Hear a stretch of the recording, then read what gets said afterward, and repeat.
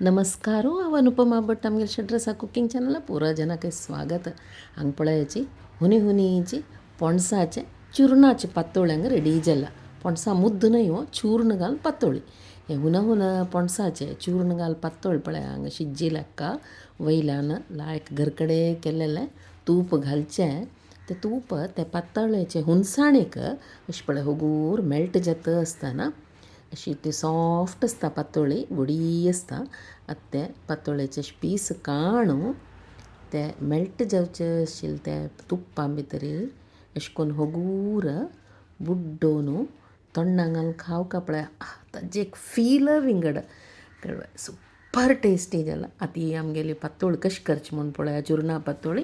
ताका पळय हांगा 2 कप तांदूळ लायक करून धुवन एक 2 घंटे बरी तिंबोवन दवरता. ताका पळय 2 कप तांदळाक हांव समभर 2 कप गरो आनी एक अर्द कप सोय आनी एक अर्द कप गोड. अर्दा चिकी उणी घाल्यार व्हडना गोड. आमी म्हळ्यार चूर्ण दवरस देखून हे भायल्या पिठाक उणी घालचें. फस्ट गोड सोय आनी पणसा घर घालून एक चिमटी मीठ घालून वांटून घेवचें. मागीर ताका तांदूळ घालून पुरो लांबशी वांटूका, नया नया पेस्ट करूनकाची. मागीर गोड आनी सोय घालून चूर्ण करून चिरडून दवरचें. ते पांक करूनय करूं येता, अशीय करूं येता. गोड करडून पळय ग्रेट करून तशी करूं येता. आतां आमी ताका गोड मस्त उणी घाला न्हू भायल्या पिठाक. त्या देखून आमी कसो करता भितर चिचडते चूर्ण दवरका.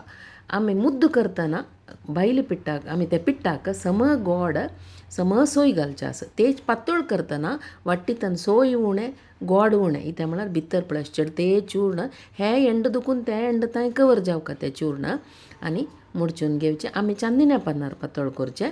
आमगेल्या इतल्या भितर रूख आसा. तुमकां खंयचें पान मेळटा वा केळी पान जाल्यार केळी पानां भितर करूं येता. कुडचंप्या पान खंयचेय पानारी पातोळ करूं येता. चुरणा पातोळी घेता हांव पेडावणाक खतखत आयला हांगा. तातूंत भितर बरी हांव हे पातोळी शिजत घालता आनी एक अर्द दुखून 3/4 घंटे तांय शिजोवका. हे फस्ट व्हड जार असो एक 15 निमिश मागीर चिक्की सान करून एक 20 निमिश दवरचें. मागीर चेक करूं येता. चेक कशें करचें म्हूण हांव सांगता तुमकां. शिजला की पळोवचें कशें म्हळ्यार एक पातोळ भायर काडचें पळय.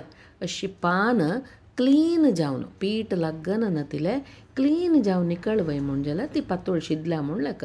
पातोळ शिजल्यार मात्र अशी निकोळ येता. आतां आमगेलें हुनी हुनी पातोळ रेडी जाल्या हांगा.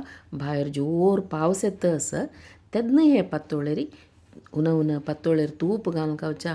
भारी टेस्ट जाता. तुम पुरा जन कोण पळया सगळ्यांकय धन्यवाद.